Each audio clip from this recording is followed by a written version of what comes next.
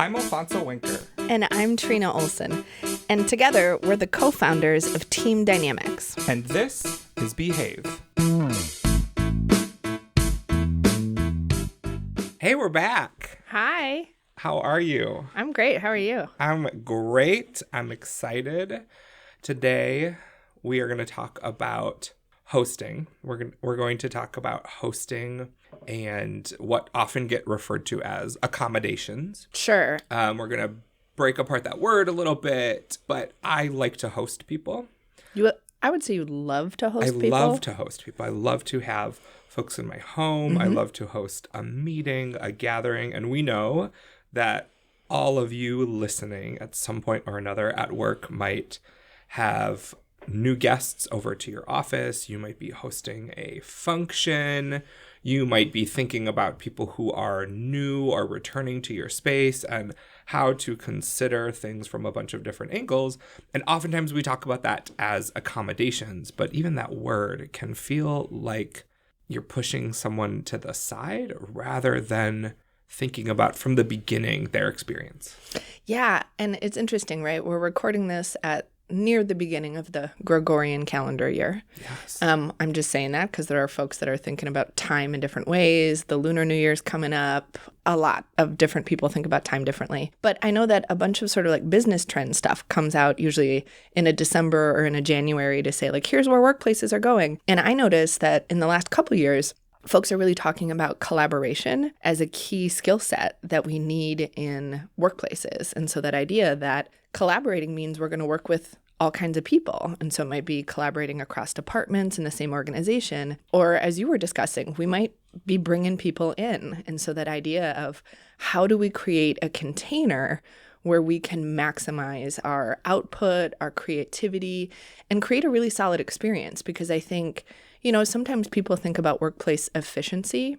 We think about relationship capital and this idea that the deeper in relationship and the better an experience we have, the more likely it is we're going to work together again and get into harder and harder projects, more complex challenges, and really get to leverage the best of what we have to offer. So I think when you and I think about hosting, hospitality, collaboration, working together, creating a container or a space, we always start with, well, what are the goals of getting us all together? Right. And what are our goals around the experience across culture and identity, right? Yeah. So we talk about goals all the time, and it can be so overwhelming to think about, I have to make sure everyone is having an inclusive experience. And that can be sort of a meta goal, but what are you paying attention to? So when I think about our laundry list, the things that I know we think about right away, we think about restrooms and pronouns. Yep. We think about food. Yep. We think about if folks are going to need space for quiet, for things like prayer, private time to pump. We think about physical and cognitive access. So like how are folks accessing either the space or the information? And we think about identity. Are there other things that like come to mind for you, Trina, when we think of just like, what do we run through quickly when we're thinking about people's experience of us hosting? Yeah, well, we always start with ourselves and what would be the ideal scenario for us to be good participants, right? And so I think the two additional things I would add to that list is what might people need to learn? What might they need to access in order to follow along, participate, add to the conversation, retain the information. So really that's meeting to meeting or gathering to gathering, because depending on how complex or new the information is, it's like, do we need particular things available for different people to take it in? And then that idea of participating, and I would say ease of participating. I think you are one of the best people I know, and maybe it's because your apartment building is like a labyrinth. Oh my gosh. At giving really detailed instructions to reduce anxiety to getting to a space or a new space. So between directions, parking instructions, what people can expect around those like locked doors or getting buzzed in or needing to show your ID, you really think about, and I think paint a really strong picture of, okay, if I'm going to get off the bus or off the train or off the subway or out of my car, out of a lift to get to you and I've never been there before, what's going to happen to me? Yeah, I get lost and I get turned around and north, south, east, west doesn't work for me. Right. Street names rarely work for me. So I know one of my preferences is like, describe to me what might be in my awareness. Am I going to see, smell, feel a certain way? Right. As I come to which set of doors, how many will there be, what might be there to distract me? Because I also think our own like internal sense of how things are supposed to be can get us like turned around and confused. And then at the same time, we're going to visit someone. Right. And so we're also just thinking about all the ways that we might need to be ready. So I'm hearing like some steps. So one, there's goals. Goals around what's the goal of the hosting. Is it a business meeting? Is it a celebration? But then there's also goals around identity and culture. I'm hearing self-awareness, which is always key for us. So like just what are our own preferences? So what might we bake into something that works for us that may or may not work for other people? And then there's this third piece around how would we ever know what someone needs or wants? And there's sort of two paths. One, a stranger, right? Sure. Folks host strangers all the time in our somebody offices. we've never met, somebody we know by name, we know they should be invited because of their title or their organization. We may have had some email exchanges, but like we're not in relationship yet. Right. And then what if I feel like I really know folks and I'm newly making a commitment to access, inclusion, welcome, hospitality, equitable, anything related to hosting. So there's like, oh, I'm going to have to ask either strangers or people that I think I already know. Yeah. What I love about this topic is it provides such a tactical way to build something new and better just in your practice. So one of the ways that we think about, well, won't it feel weird if we're asking people all these questions about what they need, or if we're making assumptions based on what we've seen in LinkedIn that they might need somewhere that's wheelchair accessible, or I'm making assumption about their religious or dietary preferences. So I just start making choices based on things I think I know, but I don't actually know. You and I decided really early on at Team Dynamics that we were just going to build into our practice consistently asking, even with people we already know. So that idea that maybe people have not been given options or choices before. And also there are things about how we physically, mentally show up that absolutely can shift over time. So somebody could go from being in meetings with you a lot and never needing to pump for milk for a child, and then they do. So it may have been that you've been in meetings with them a lot, but unless you keep asking, you wouldn't know that that need has changed. Or somebody might have developed a food allergy, or somebody might have had an injury. So it's that idea that you're going to mess up less if you ask more. Absolutely. And I think for us, there's all sorts of questions folks can ask. We have ways that we teach organizations about demographics, but there's 4 areas that I know we always ask. Folks are always wanting tangible solutions on behave. So what if I just share the 4 questions that we always ask when we're gathering a group of people, whether it's for a group meeting, a brainstorm, a focus group, some sort of training.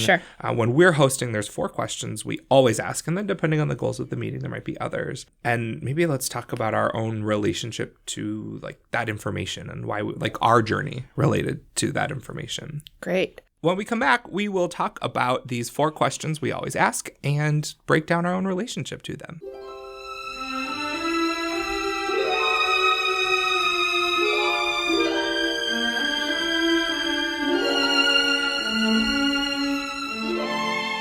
Welcome back. So we want to share 4 of the questions that we usually ask. They're not the only questions. It's not an exhaustive list. There's lots of ways, but we have a particular way of asking questions when we are hosting. You'll notice that there's a pattern to the questions. So first, we talk about a belief that we have or a thing that we do or do not do.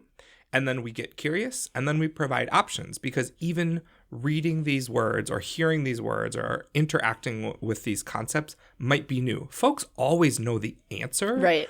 But it might be new for them to be responding, especially if you and they feel like you're in relationship. So they might think, you know this about me, and maybe I do, maybe I don't. I know that you hate mushrooms mainly because they feel squeaky. It's a textural issue. I know.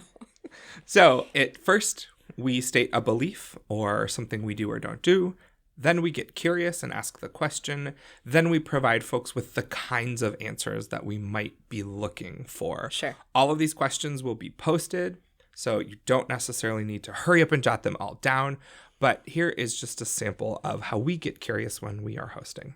The first one, we do not make assumptions about gender identity based on your expression. Please share your pronouns.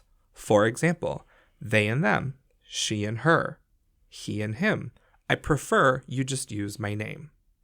And the thing to know is next to each of these questions is an open-ended text box, because even in our examples, it's possible, if not likely, that we haven't thought of all the options. So rather than a drop down or buttons to check, folks can just type in the words that they know to be true for themselves, because they know the answer. So don't worry if they know or not, they do. The second question, we indicate how many meals we're providing. So we might say something like, we will be providing multiple meals. What do you need us to know about your food needs? Parentheses, I'm vegan. I'm vegetarian. I eat fish, but not land meat. I'm gluten-free. I don't eat nuts. I have these following allergies.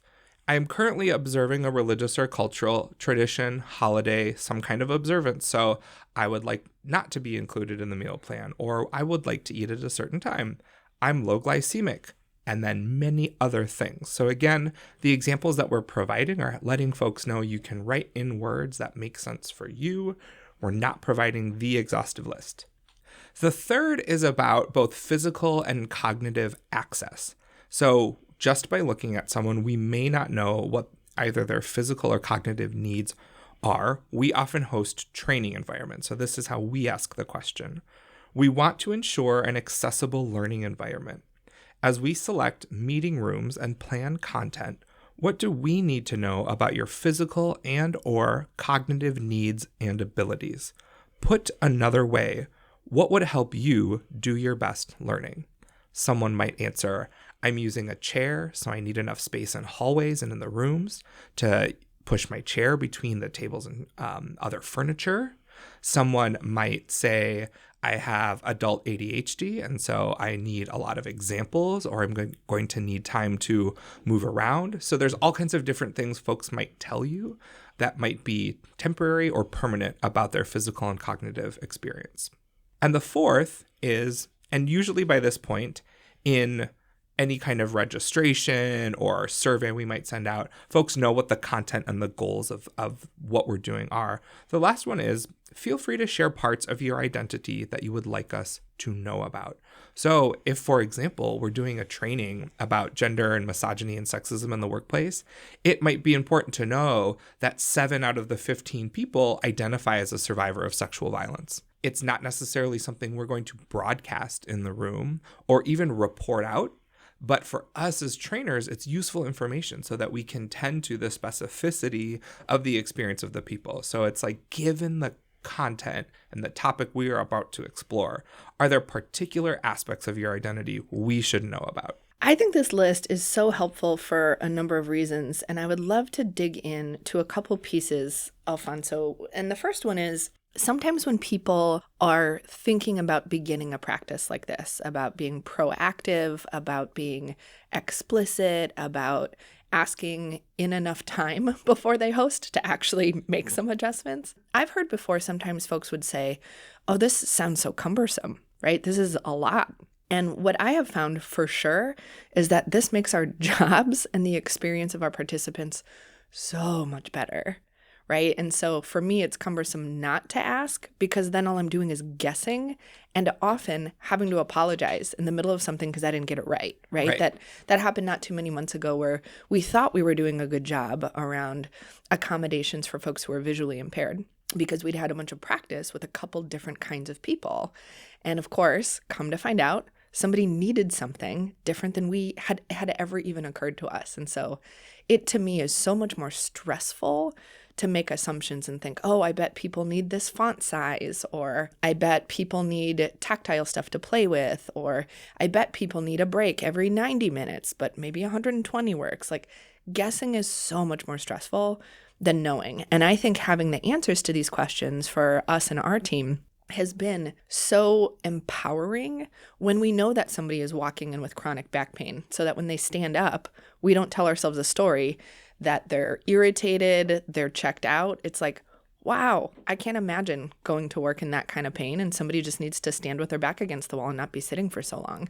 So you and I have talked before about how profoundly disembodied America has asked its workers to be, right? That this idea of having needs somehow crosses a boundary. So will you say a little bit more about how champions for equity could help with maybe some pushback when folks say things like, well, aren't you asking some pretty personal questions? Oh, sure. I will admit it's a hard question for me because I just love the sensation of being asked. Mm-hmm. I'm a cisgender, meat-eating, physically able, younger than 40 man. So a lot of spaces really work for me. Yeah. I really don't have to think a lot about spaces I'm moving through, except for issues around my sexuality and my race, right? And so when it comes to like physical and cognitive things, gender things, like stuff really works for me. Yeah. And even for me, it's so exciting to be asked because it signals for me. It's a cue for me that folks are really thinking about experience. So it's hard to imagine folks not wanting to be asked. Right. So there's a difference between asking and demanding. So the ask is an invitation. So if you are someone who's thinking, of course, this information might be useful. Of course, I might be able to achieve some of my welcome or hospitality goals in a more impactful way with this information, but I'm afraid to ask because of what people might assume. It's always important to let folks know that they get to choose what they share. And that's part of why we do open-ended questions. Right. So people always know the answer. It's up to them if and how they want to share and what words they want to use given the context that they're coming into. Mm-hmm. So rather than deciding for people what they do and don't want to share, we can give folks the choice to share with us answers to any, some, none, or all of the questions based on how they are coming to their relationship with us, their past experience, what they imagine their experience might be. Yeah. So certainly it can feel scary, and oftentimes things feel scary when they're new or different or out of pattern. Right. And that's why you and I have a practice that when we're starting something new, we'll name that. So we'll say, hey, we know you've come to 3 out of the 9 meetings we planned for the year. You know, we're headed into meeting 4. We have some new questions to ask. And the reason we're asking is we want to maximize sort of this incredible brain trust. And we want to try by asking a couple new questions. So we'll just name it that it is a new pattern, right? And we also flag for people or remind them that when things are a new pattern or practice, it might take a minute to do some trust building. So that idea of, if you ask me all these things, do you do anything with that information? So part of that is around confidentiality and stewardship of information. Just like you said, just because you as an organizer of a meeting or an event have information doesn't need to mean you need to be sharing it with the whole wide world. So part of it is sort of, will you protect that information?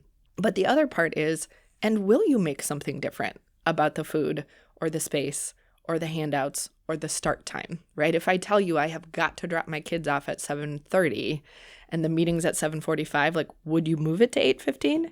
So does you knowing something about me actually change the experience? And so part of why we invite people to be really consistent is that over time, people will trust you more and more the more consistent you are. They'll say they always ask and they care. It matters. And so again, this is not about political correctness or showing off or making sure it's just like the most fun time. It's back to our goals of what people can provide is so special to an organization. And the reason that you and I choose to work in American-based workplaces, and that's where we do our practice, is because folks are saying that they're underperforming. Folks are saying that their collaborations are not as fruitful as they could be. So how can we as the hosters, providers of containers and space, just ask these questions that are only weird for a little bit? Then you get used to being asked. Right. Yeah. So I rattled off a list at the beginning of the episode, and maybe to close us out, we can just run through that list quickly, some of the considerations that we go through around welcome and hosting and inclusive gathering of people when we welcome them to our workplace. Mm-hmm.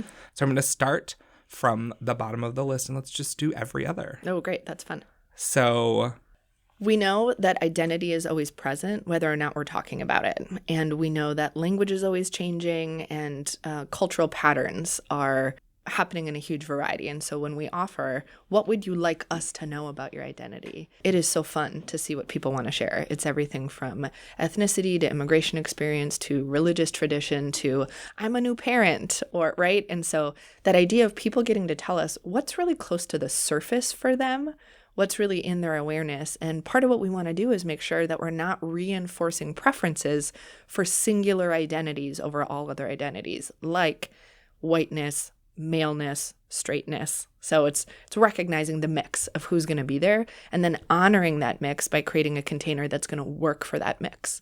The next one up on the list is physical or cognitive access. We talked a little bit about that. So we might just want to check in on things like, how is the lighting? Is it bright enough so folks of all kinds of different seeing capacities might be able to see all the way to who the speaker is? Are we using bold fonts? Do we need bigger fonts? How is the room arranged? So really paying attention to the lighting, the mobility, how different sized folks or folks in chairs or someone who might be using crutches or other equipment might be able to move without any additional impairment from like chairs in the aisle or how far tables are spaced apart.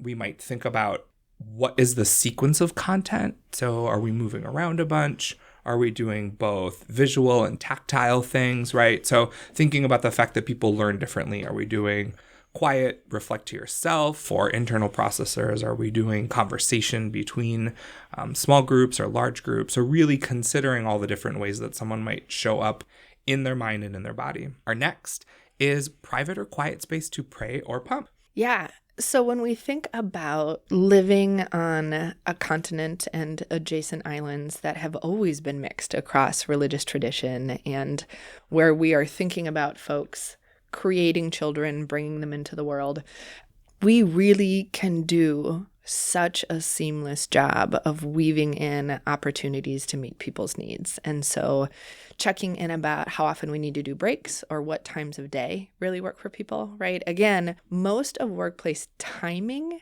is based on, I'm laughing just because it's starting to feel more ridiculous the more often we say it, manufacturing and the military. And I'm not saying that either manufacturing or the military are ridiculous. What I'm saying is for many of us who have office type jobs or service sector type jobs, they're just so wildly different than those two industries. And so who decided meetings start at 9? Who decided that when people come back from, in the US, what is a very limited parental leave, given the rest of the globe, people have physical, actual needs. And so that idea of having to miss part of the meeting because you need to go and pump, that's not fair. That's not right. And it's really workable because guess what? People who don't have to pump will take that opportunity, check their email, call and check in back at the office or use the restroom, right? So that idea that often if we are doing something for one set of people, other people will also find it valuable. So spacing out your breaks and making sure that there are spaces that people can have. And so it's not just, hey, go be in the corner of the room, or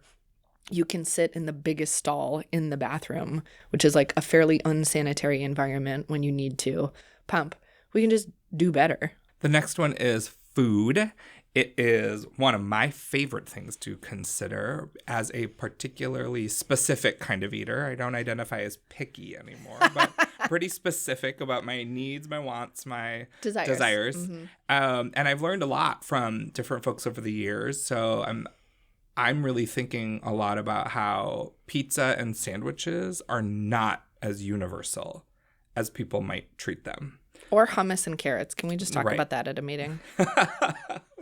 I like a hummus and carrots. I do too, but it's not a meal. It is not a meal. Okay. So when we're thinking about food, one of the things we've learned along the way is buffets are great, or food that isn't assembled is great. Allowing people to pick from a set of things that meet their dietary needs will create a much more welcoming experience, because anybody that has a specific food need around gluten, around meat, around dairy, around being kosher, around halal, we might spend a lot of time getting anxious or thinking about what might happen at mealtime. Mm-hmm. And so if we have food that is separated and labeled about its ingredients and the way that it's been prepared, that allows people to make choices in alignment with their values, with whatever their current dietary needs are, so that they can stay focused. If I'm worried about the food, I'm not going to be a very focused participant. Yeah, food is fuel. And so this idea that breaks for food is annoying or costly, we can really pivot our thinking to think about it as a community building time, and also a time where in so many cultures, it's where we create connections.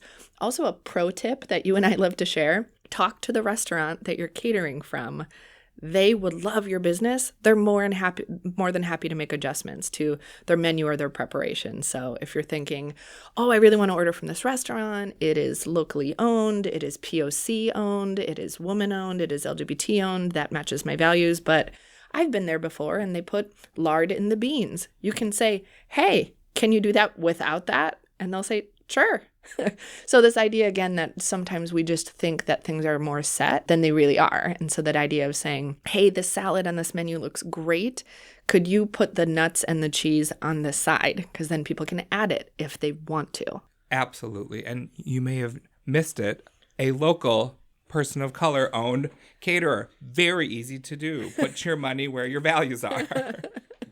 The next one is pronouns. We've asked about pronouns in the pre-event survey that we've done, or pre-meeting survey, but also that practice of, at the top of a conversation, asking everyone to introduce themselves with the name that they're using today, any pronunciation tips, and the pronouns that they are using, so that it's part of what we do all the time, rather than waiting until a trans or gender nonconforming person joins the group and then all of a sudden we're scrambling to remember to do a pronoun check-in. Right. And this is really about calling people what they need to be called. So that includes pronouncing people's name correctly, using the name they want us to use, not anything else.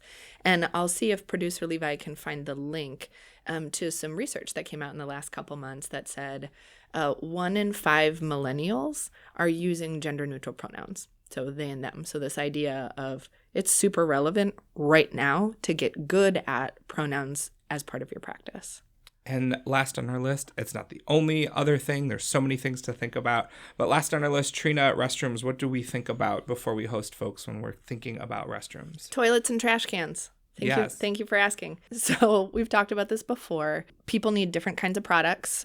So whether it's menstruation related, whether it is incontinence related, people just might need different things. We also know a whole lot of people need bathrooms for a whole lot of things, like for folks who have diabetes or are doing fertility drug application, or perhaps testosterone. So we need somewhere to safely store needles.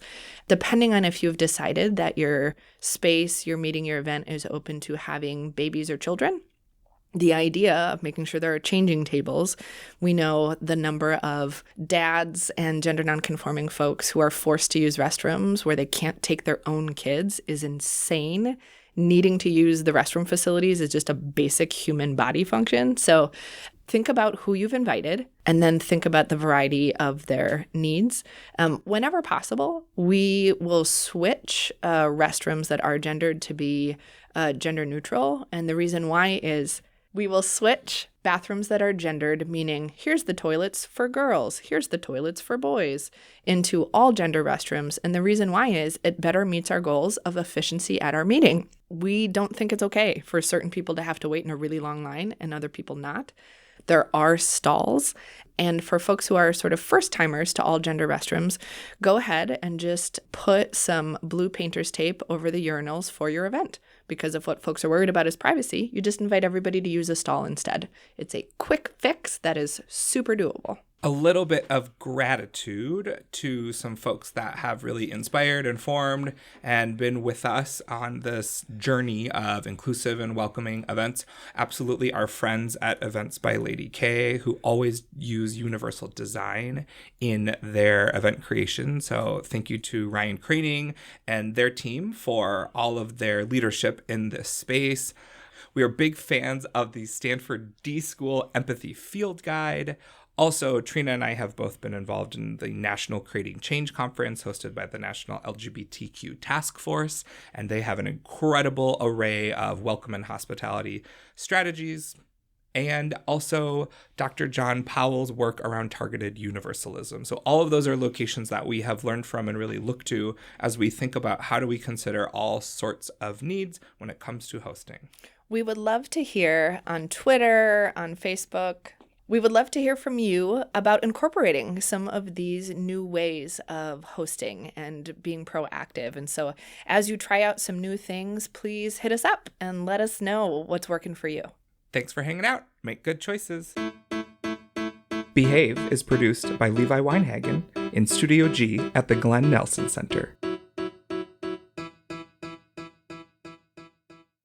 I'm not a baritone. What do you think you are? A tenor? Well, you're not a bass, my friend. I am a baritone. Okay. What a journey.